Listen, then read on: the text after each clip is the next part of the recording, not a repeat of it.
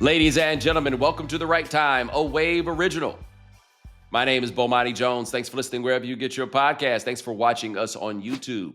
Subscribe, like, rate us, review us, give us 5 stars. You only give us 4 stars. I'm inclined to believe you are a hater. We got a lot of interesting quarterback talk to get to here. Also, some news for you.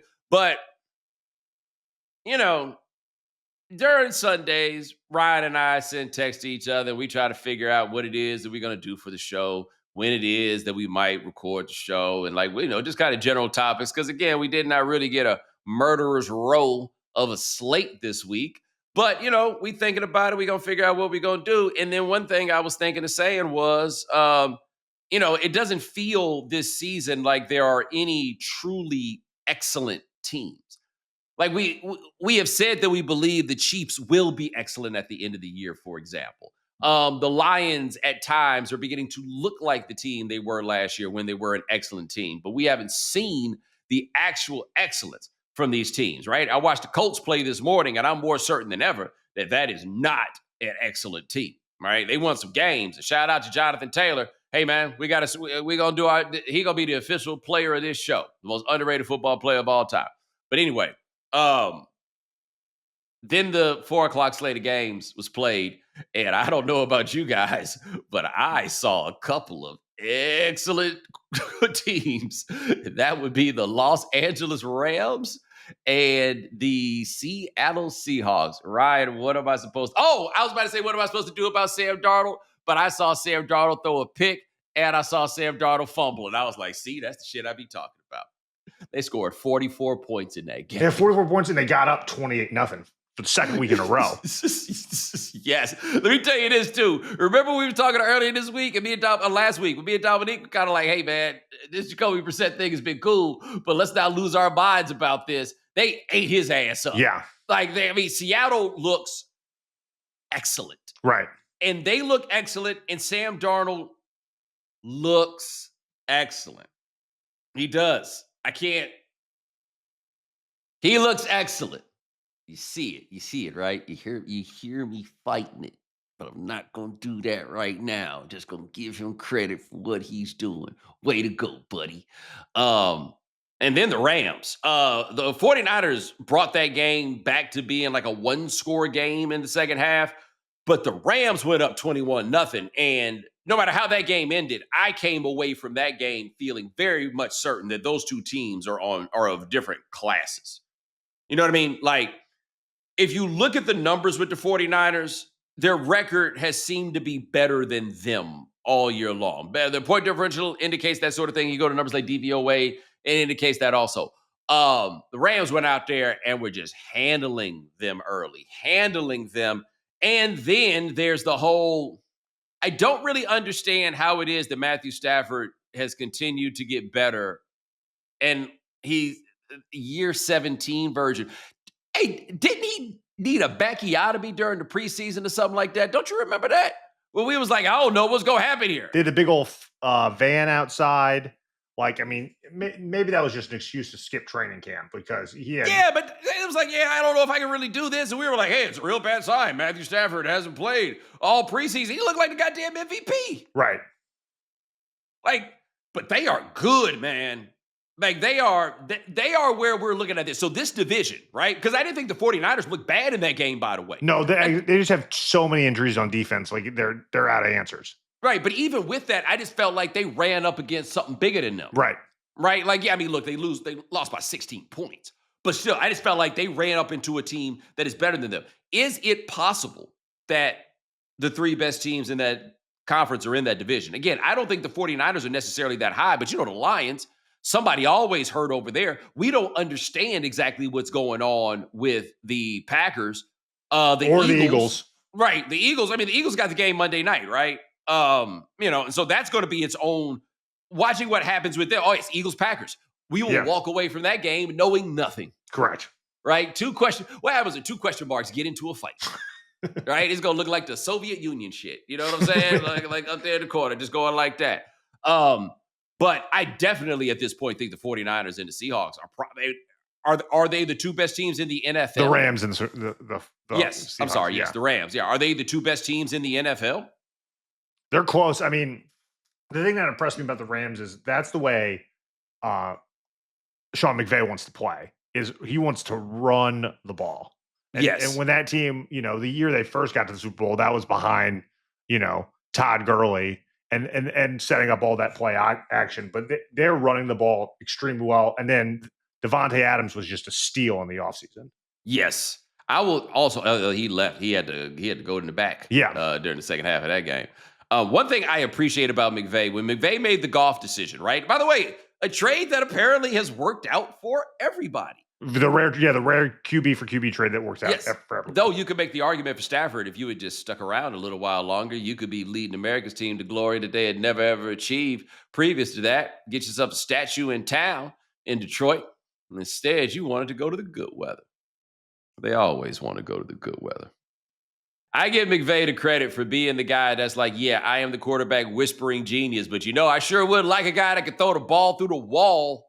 How about that, right? I got as far as I could with this pretty good. Let me go get something great. Like, will Kyle Shanahan ever get to the place where he does that? You know what I mean? Like, McVay, I feel like, humbled himself in a way that Shanahan tried to with the Trey Lance thing, and he gave that shit a year and a half. And he was like, nah. Get me a Kyle Shanahan, love him a 6. Love. He's like, yeah, give me a 6. In fact, I hadn't thought about this. Is it possible, Ryan, that Kyle Shanahan made the wrong decision when he let Sam Darnold go? I forgot that he was there back in that backup for that. He gave it another try, but he was just like, nah. Can't do it. No, because then we walk in the room and they always looking at her. You know what I'm saying? like it's just always got to be about you, huh? Is that what it's got to be? The scheme, huh? Is that what it is? I have no idea if any of these things are true. I do know this. I've watched every really talented quarterback I've seen Kyle Shanahan get. It has not worked. At some point, if you have multiple, you date 3 6s in a row, it becomes a pattern of behavior. He's one of those coaches that can only coach tryhards. Right. But you give them a team of 5 stars, and they're like, I don't. You got Dale Brown. Yeah. Unless you legend. That is a great. He'll go to the Final Four with Hot Plate Williams and a bunch of dudes that you've never heard of. Yeah. Give him Shaq, Chris Jackson, and Stanley Roberts. What is the Sweet 16? I've never heard of that place before. Yeah. God. That's a sore spot I forgot existed. You're even too young. Yeah, I'm too young to watch it, but I got mad reliving it. Just thinking about it. Yeah. Like not that you have a concept of the idea. But no, those seem to be the guys, man. It's going to be really interesting to see how this season closes. Because look, I am not a believer that parity is a good thing. I want to have a Goliath and that everybody's trying to run up on them. And then if somebody get Goliath out of there, then we can have parity. It looked like we might have a couple of them. It looked like it might be a division situation where they're geared up to face each other at the end. I'm not sure. I look forward to it, though. But it is good to feel like we actually have a couple of great teams.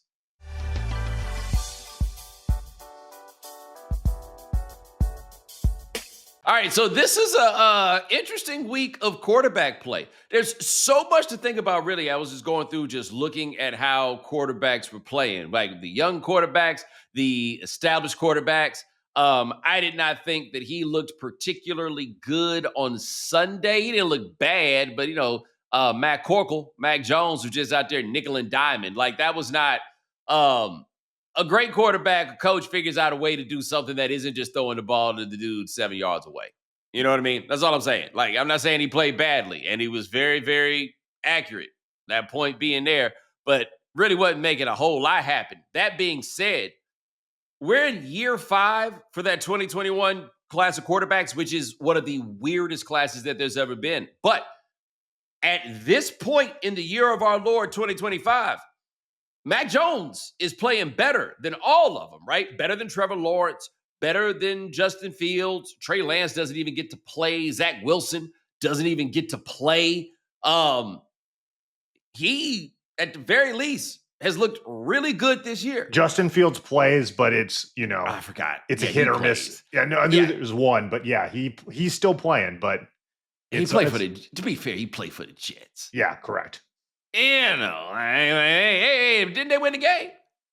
I feel like they did win the game, but they were playing the Browns. It's kind of like half the Big Ten. Yeah, exactly.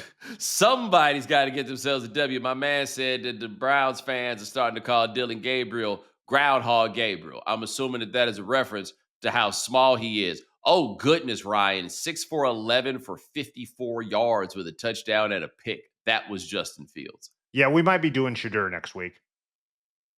Ooh, let me tell you something. Here's my question about that. Would Kevin Stefanski rather get fired or play Shedeur Sanders? We're going to find out in the next 24 hours. They're going to tell him, and he's going to say, and we're going to find out. That's becoming it might be Tuesday's lead. Yeah, I mean, but this is the trick bag for them, right? To be fair to him about that. If you go to Shedeur, you have no other play to make. And I suppose that with a very young quarterback like Gabriel, you can go back to him because, like, how dare he? You know what I'm saying? Like, what room does he have to say anything about it? But it's still really absurd that they're at a place now where it's just like, hey, man, we have nothing else that we can do. This is it.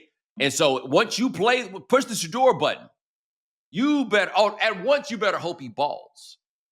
But on the other hand, if he does, that's not a good look either. So basically, why don't they just go ahead and fire that man right now? I just realized I completely talked myself into the idea that he's out of there. But no, looked at Mac Jones and thought, who would have believed at any point before these guys got to the league, while they've been in the league, all the way to now, that class would be 5 years in, and Mac Jones, who none of us actually know if he's actually good, but he's better than the rest of them, or at least he's playing better than the rest of them. And I don't feel like Trevor Lawrence is currently in one of those situations where you could just be like, everything has gone wrong around him. You know what I mean? Like, there's enough for him to be all right, and, you know. But let's talk about these young guys, all right? A very interesting matchup with the Giants of New York against the Bears of Chicago. I turned that on, watched a little bit of that. Well, at first, I had been watching New England and Tampa Bay.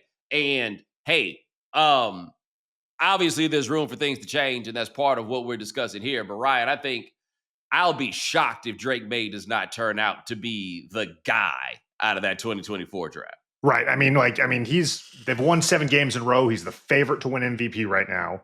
Yeah. I mean, look, what's his name? Jaden Daniels going to get knocked around. Right. Right. Like, he was excellent last year. Don't want to pretend like he wasn't. But which of those two do I think is more talented?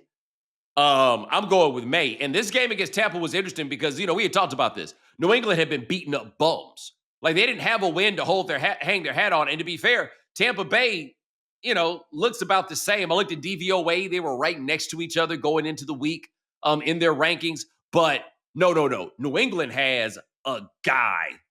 Like, it's not just the numbers. It's the way that he's doing it. Yeah. Like, they got a guy. And you go all the way back. I mean, this is the guy that Alabama was trying to throw the bag at transfer. Like, it was him and Caleb Williams coming in, and Jaden Daniels obviously has that amazing, 2023 year. But Drake Maye, athletic pedigree, and there's no yada yada yada winning 7 games in a row. No. When your best weapon is old Stephon Diggs. Well, it's 7 wins in a row, and he's doing it.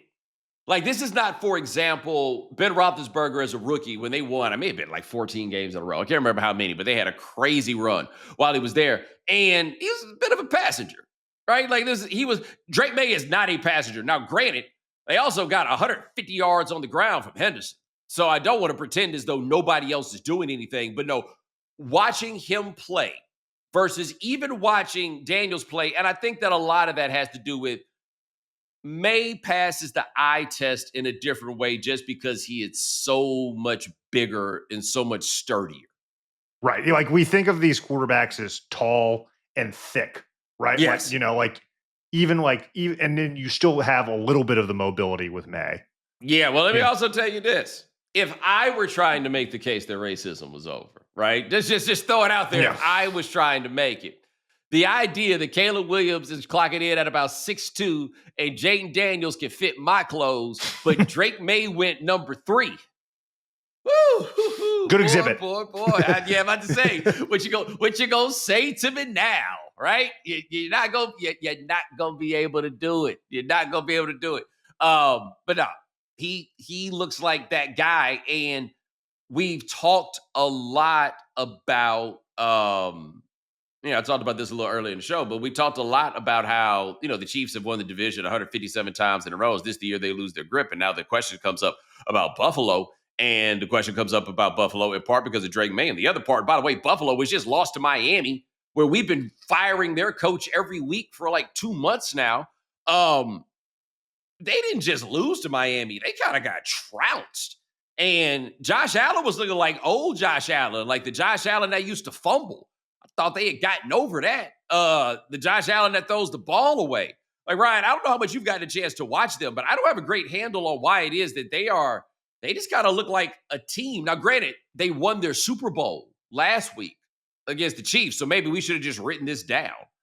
Right. It's weird because you look at the weapons that Josh Allen has. We were talking about this before. So James Cook is an elite running back. And then it's a lot of dudes out there. It's a lot of Keon Coleman. It's a lot of Dalton Kincaid. There's not a go-to, like, gotta have it receiver in that group. I just want to throw this out there. He out there throwing the ball to Dalton, Dawson, and Jackson. And those are those guys' first names. Every single one of them, that's a first name. And I am pretty sure that they are all, let me check on these Jackson Halls. That's right. All tight ends. Right. Tight ends and quarterbacks. So the double last name situation everywhere you look. But yeah, I'm looking right at that listing. And I'm just, by the way, I don't really know how that trend really got started. And I know how it goes sometimes, right? Where you name the kid the mother's maiden name, which often happens in situations where that's a family that only had daughters. So the family name was not going to go anywhere. And so you just send it over. You know what I mean? That's what you do when you name the kids or whatever. But I got to be honest with you. When I see last name, I think of two things, Ryan. Kappa Alpha Order and Sigma Alpha Epsilon. Yes. Now, black people, you may be wondering what that means. So you know how as black people, you only find out about fraternities when they do something messed up and racist? You've heard of these before. A lot of famous alums. It's come shocking. By the way, Phil Jackson, Pete Carroll. What? Both SAE. Wait, I don't even understand that. You don't go to this school. No, I don't. You're not even from around there. I mean, the other one's a little bit worse. That is fair. But that's surprising. Yeah. It's a lot going on there. It's a lot going on. But anyway, I was about to say it was a long time ago, but I don't know that makes it worse or better. I don't either. But they asking Josh Allen to throw the ball to Dalton, Dawson, and Jackson. That's all I'm saying. And he's not doing a great job of it. And I say that he's not doing a great job of it because, to be honest, that's what they've been asking him to do for the better part of the last 2 or 3 years. Right? But he's not looking like MVP Josh Allen. I think that we would all agree upon that. But I want to get back right fast to the young quarterbacks because I realized I did not talk about the young quarterback I wanted to talk about. Hey, man, well, 2 of them. Giants, Bears. There we go. Ryan, I realized that I had completely forgotten that I brought that up in the first place.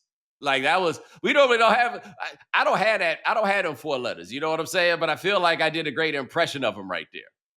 My bad. Anyway, Jackson Dart looks good. Let me tell you something about Brian Daboll that I find to be interesting. I think that Brian Daboll is the Bill Belichick of his day in the sense that he has figured out a market inefficiency as it relates to racism that he could exploit in football. And his is where Bill Belichick figured out I can get these white receivers for cheap. Brian Daboll is it'll be years before they realize this white boy can run. 4 rushing touchdowns in 5 games. He did it with Josh Allen. Right. He did it with Daniel Jones. Right. By the way, he did a terrible job coaching Jalen Hurts at Alabama. Right. For whatever it's worth. But he has figured out they'll never suspect a thing. You get that white boy the ball and let him run. Nobody ever sees. Maybe that's why he got Dalton, Dawson, and Jackson out there because they faster than anybody thinks. Everything he's doing, he's just gaslighting y'all. It's just mind games. But anyway, they be having Jackson Dart out there running. And hey, I got questions about him. He got a little Tyler Hero to him. You understand what I'm saying? Like, I'll just throw this out there, okay? And you let me know if this is an inappropriate point to make. And I looked this up after I saw Jackson Dart score a touchdown and then simulate shooting craps in the end zone. And not with the fellas, just by himself, okay? He is from Kaysville, Utah. He is a member of the Church of Jesus Christ for Latter-day Saints, but he did not go on a mission. He didn't? He did not. You don't count the 2 years at USC saving people in Los Angeles? I didn't know that was that I'm cool was an option, by the way. On that one. I'm good. I didn't know. I didn't know that. But I try to figure out, look, I know he played ball at Ole Miss, but come on, baby, it's Ole Miss. Right. Where did he pick this up? Like all of this. No, I don't really understand it. Maybe he a little salty. They keep trying to pair him with Scatterboo, but he really want to be like Malik Neighbors is really the homie, right? Yeah, both those guys aren't out there right now. Yeah. But maybe that's the game I don't know. But he got a personality thing I don't know. But Brian Daboll is like, trust me, kid, they'll never know you can run. Anyway, this time when he ran, they banged his head against the ground real hard, and he had to go into the blue tent. But luckily this time, Brian Daboll did not himself run into the blue tent to see what was going on because he was so terrified of putting Russell Wilson in the game. Now, it was a bad look when he went into the tent just to not put Russell Wilson in the game. But if you watch the Giants and the Bears, you understand why Brian Daboll went back there and was like, how many of my 2 fingers am I holding up? 2? Cool. Come on, let's go. Because, it wasn't a good look for Russell Wilson. Now, Giants were up in that game, and I turned to it, and all I saw was stats at first, and Caleb Williams' numbers did not look good. And then I watched a few plays, and he did not look good. And then I listened on the broadcast, and they were talking about the rate of pressure that he was under. And I was like, okay, mitigating factor. And they came back and won that game. And yes, part of that, again, is that the Giants lost their quarterback. But I feel like if you're a Bears fan, that had to be a really encouraging performance. He made some big throws in terms of like big arm, big talent throws. But the biggest thing to me in watching that was, man, they was on his ass and he was finding ways to make it happen.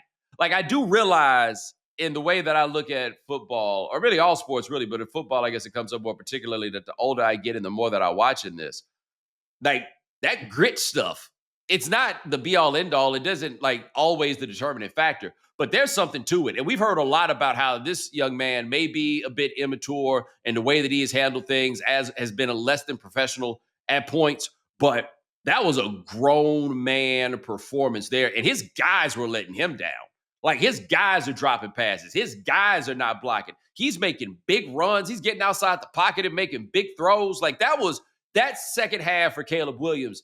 And were they 6-3 now? They're 6-3. And we've seen a lot of times that quarterbacks get hit so much. Yes. They essentially get out the league, right? Like, and Caleb Williams got sacked, like, I think it was 68 times last year or some absurd number. And the fact that he stayed in there and making those throws is impressive. Yeah. Now, look, my thing. Sacks are a quarterback stat. Like, if you allow sacks, if you are sacked a lot as a quarterback, those numbers stay pretty consistent for most guys. The lines can change, the team can change, and everything else.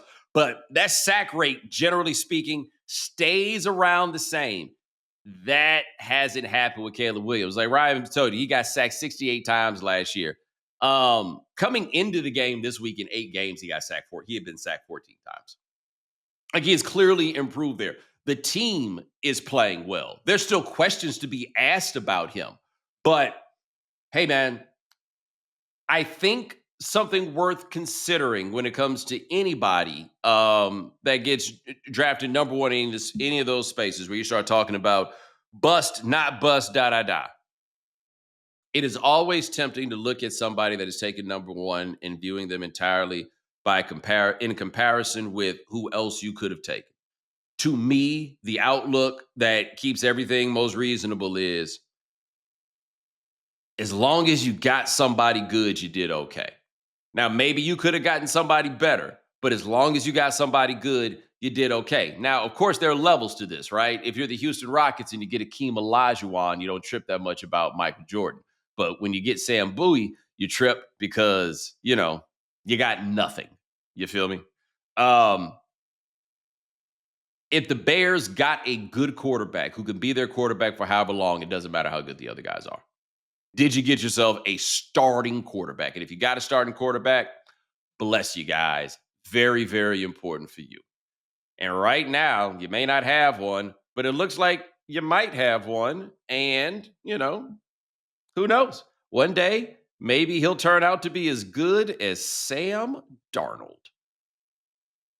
And it looks like Matthew Stafford might be the MVP after 17 years. This shit is weird, man.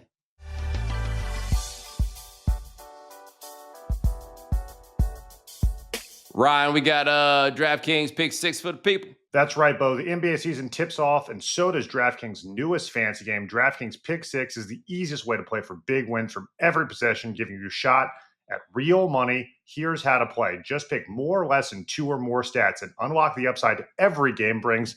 The better your picks, the bigger the payout. 2 picks I like tonight. I like Luka Doncic over 34.5 points against the Charlotte Hornets. I also like Devin Booker more than 29.5 points going against the New Orleans Pelicans. Don't just watch basketball, cash in. Download the DraftKings Pick 6 app now and use code Bomani. That's code Bomani. Play just $5, get $50 in Pick 6 bonus picks. Make the call, ride the upside. In partnership with DraftKings Pick 6, the crown is yours. Gambling problem? Call 1-800-GAMBLER. Help is available for problem gambling. Call 888-789-7777 or visit ccpg.org in Connecticut. Must be 18 plus. Age and eligibility restrictions vary by jurisdiction. Pick 6 not available everywhere, including New York and Ontario. Void where prohibited. 1 per new customer. Bonus reward is non-withdrawable Pick 6 bonus picks that expire in 14 days. Limited time offer. See terms at pick6.draftkings.com/promos. What if you could consistently find whatever it is you're looking for right away? We're talking everything from parking spots to holiday gifts to jackets or jeans that fit perfectly. Imagine how much time you'd save. While you may never instantly find these things, if you're hiring, you can find qualified candidates right away, time and time again with ZipRecruiter. And today, you can try it for free at ZipRecruiter.com/Bomani. ZipRecruiter's powerful matching technology works fast to find top talent. With ZipRecruiter's advanced resume database, you can unlock top candidates' contact info instantly. Want to know right away how many qualified candidates are in your area? Look no further than ZipRecruiter. 4 out of 5 employers who post on ZipRecruiter get a quality candidate within the first day. And right now, you can try it for free at ZipRecruiter.com/Bomani. Again, that's ZipRecruiter.com/Bomani. ZipRecruiter, the smartest way to hire.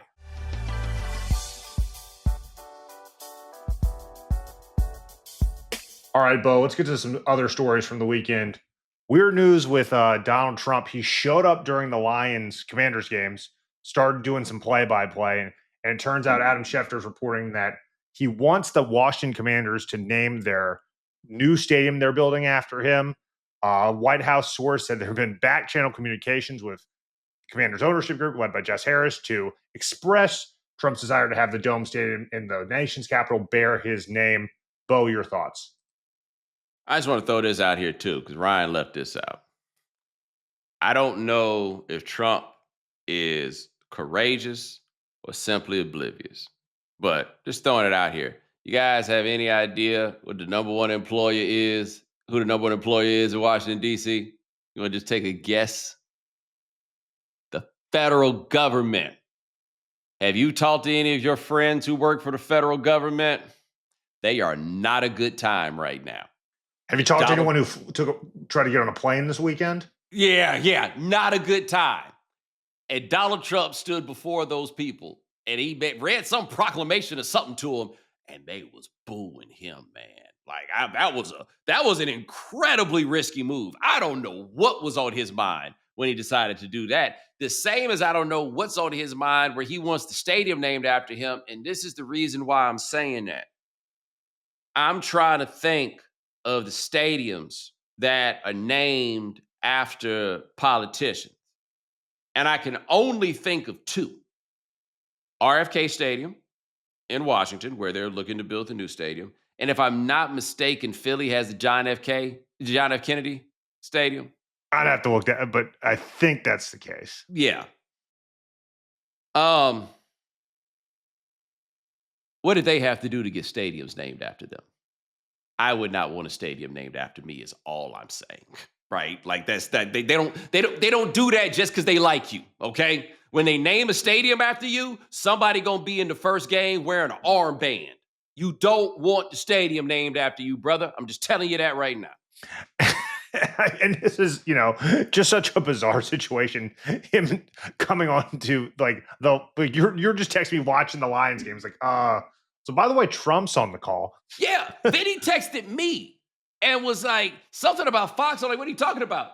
He's like, Trump is in the booth. I'm like, what you mean Trump is in the booth? I turn it over. Trump is in the booth. He's on the mic. He called a play. I just can only imagine being those two guys, being like, oh, Trump's coming. Cool. Trump's coming during the game. Okay.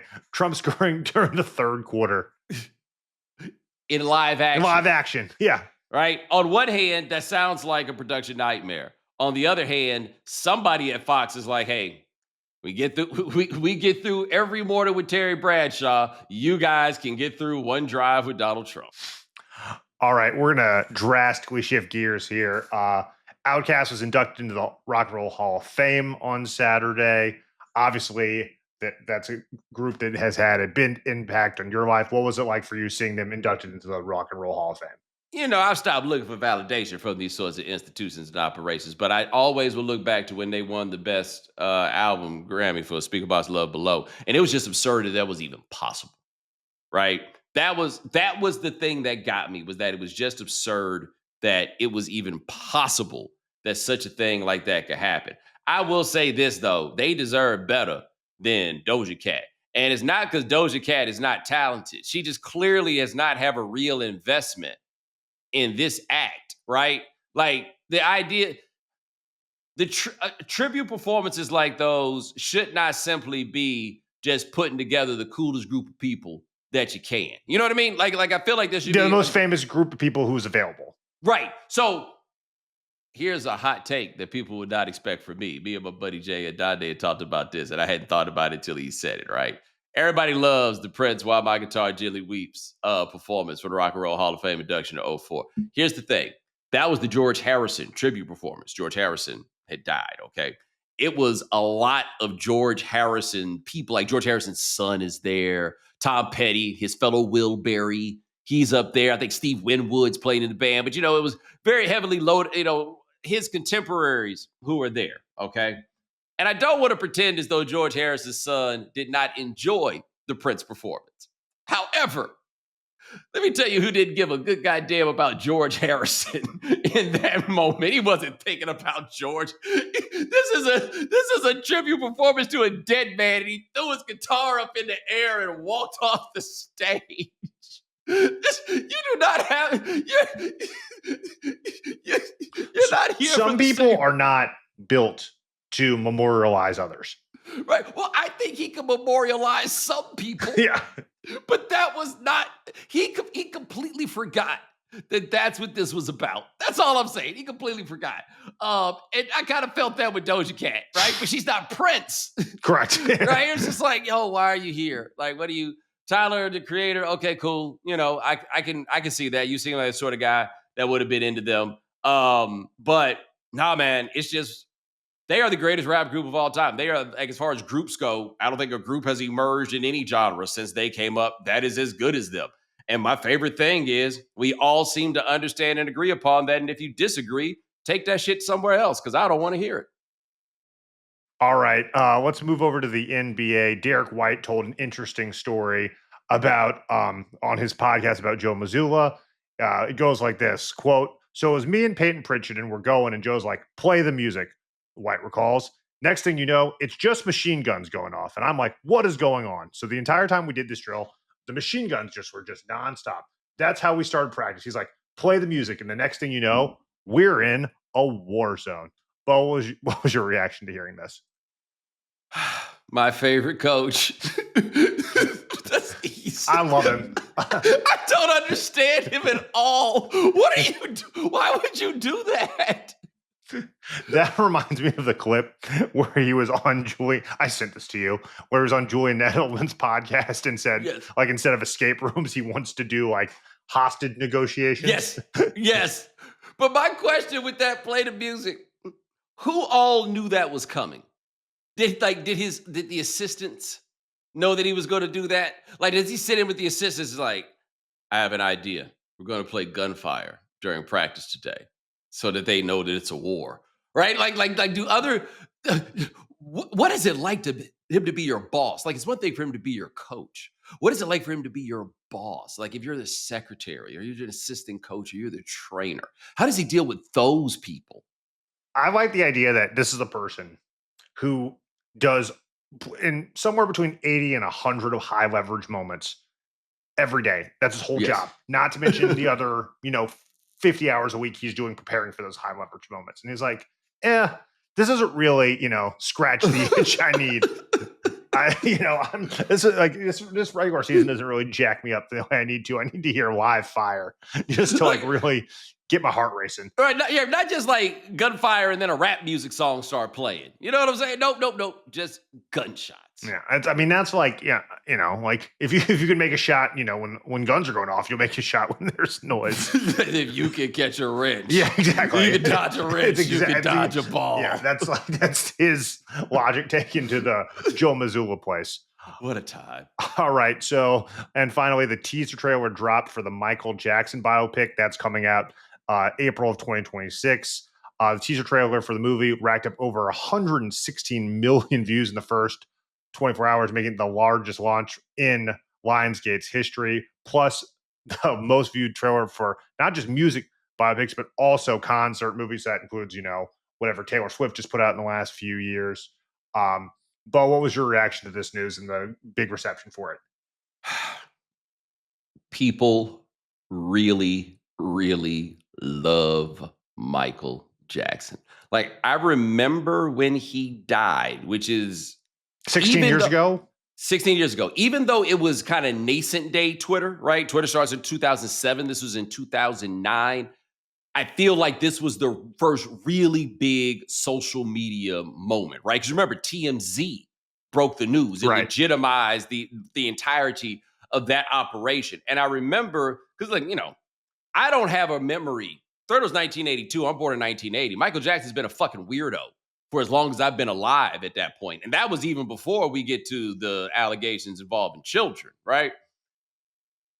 He died, and the only thing I thought was, man, I did not realize how hard in the paint that y'all went for Michael Jackson. There was points, man, where brothers was booing Michael Jackson at award shows.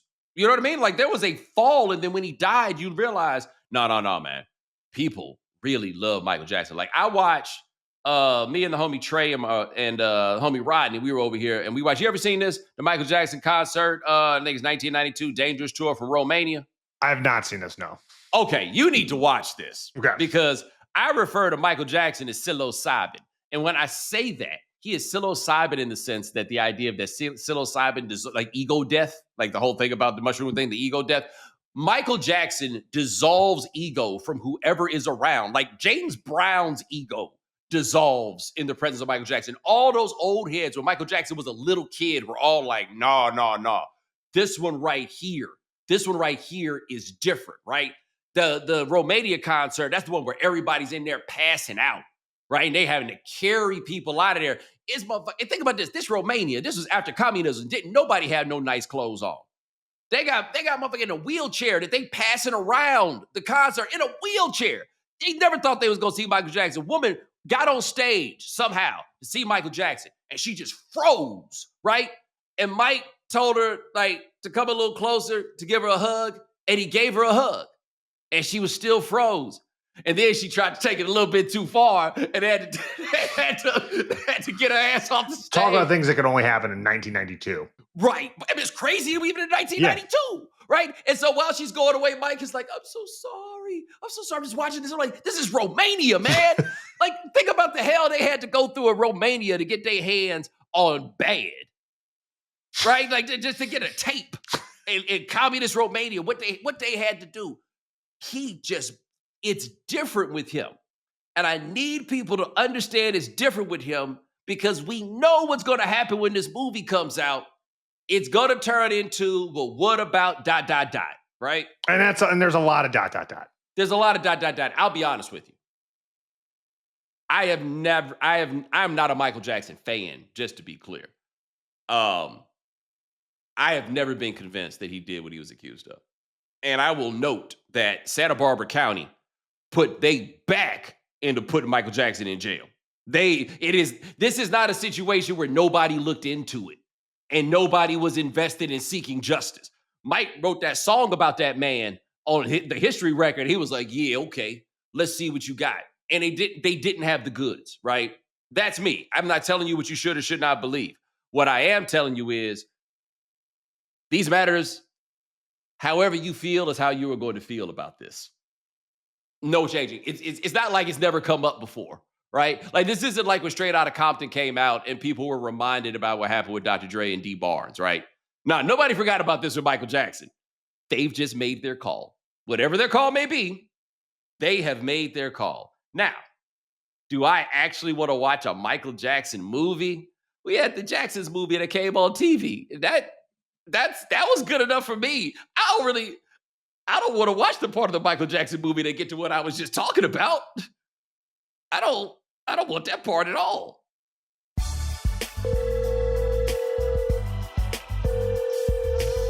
All right, Bo, voicemail line's open. More good ones as always. Let's take a listen to our first. Bomani, Michael in Charlotte. I have to back up your whole Derek Anderson behind Cam Newton thing because so many people, and we've had season tickets since 95 or 96, they all scream for Derek Anderson.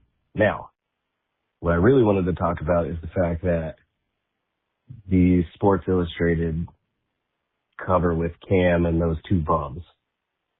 When I saw Cam in the Iron Bowl, I knew he was going to be the first round pick. Panthers got the first round pick. I celebrated because that guy is legit. There were so many people in Charlotte who were like, I don't know, they might go with one of the other two quarterbacks. I'm not a gambler, but I want hundreds, and yes, I said hundreds of dollars, betting that Cam would be the number one pick with Panthers fans. It was wild to me that there was even a question. But here I am betting them 150, 100 a pop, multiple people. It was one of the greatest draft days of my life. Keep up the good work. Hope y'all have a good one. Talk to you later. I just can't imagine putting money on Blaine Gabbert being the number one pick in the draft. Because the only conclusion that I could draw if you said that, and this is how racist these people had to be, the only way that you could think that Blaine Gabbert would have been the number one pick in the draft is if you yourself had never seen Blaine Gabbert play football. Right. Or never seen Cam Newton play football. Right. That's what I was going to say. So what and I know you had seen that, right? So what this means is you saw Cam Newton play, and all you knew about this other guy is that his name was Blaine. And you were like, I got him. Blaine now, or Jake Locker, who I know you didn't see play. Well, so I will say this, though, boy. It took a long time for me to get off the Jake Locker way. Oh, interesting. Oh, man. Jake Locker, like freshman year Jake Locker was something. Like, Jake Locker is the dreaded athlete playing quarterback. Right. He's just white. Right? But he's the exact guy. No. Like, I mean, if you're going to get an athlete playing quarterback, get the better athlete playing quarterback. He was the athlete. He wasn't Cam Newton. Yeah, just to be clear. But Blaine Gabbert was the unforgivable one. Right, yeah. Playing at the Big 12 Missouri. Where Chase Daniel was a much better player. He never could beat Chase Daniel out for that job. Chase Daniel, who, guess what, was also a better NFL player. All right, here's our next one. What's up, Bo? This is Steve from Arkansas. I love the show. The last show, y'all were talking about Kyler Murray. And, one of the guys he throws to may or may not have a dad who plays in the league and who may or may not have even gotten a golden jacket. So I was just wondering if you've seen the clip. I saw Tony Dungy do an interview or podcast, and he was talking about said player, and one of his first days with the Colts. He was talking about how he joked about them not being able to them not being able to cover him, who will not be named. Anyway, after the meeting, this player goes up to Coach and says, "Coach, I don't joke about what goes on the field. So if you don't mind, don't joke about me again." And Coach Dundee, well, he did that advice. Thankfully, I'm not a biggest fan of his politics, but he's one of the good ones, and he dodged a bullet there, literally. I just wondering if you've seen that. You can search for. I think the name of the podcast is Not Just Football, something like that. If you want to look that up, but be careful though. And you ain't hear none of this from me. But keep doing what you do. Love the show. Like I said, stay safe. Yeah, I hadn't seen that, and that particular gentleman, number 88, I believe is Harvard Marison.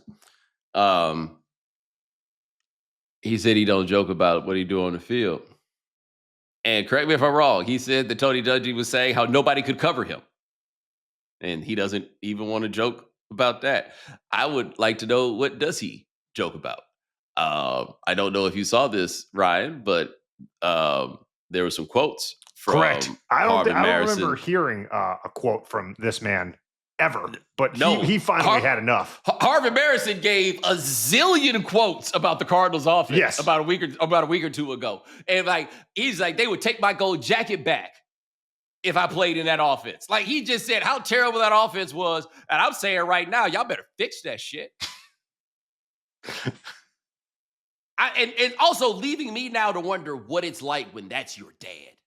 Yeah, you're like, what is there? I'm gonna come up there and talk to the hey, I'll take care of it. I'll be fine. Like, imagine you come to work, you Gannon, and you look, and sitting in your chair is a Hall of Famer. Just wonder if we could talk.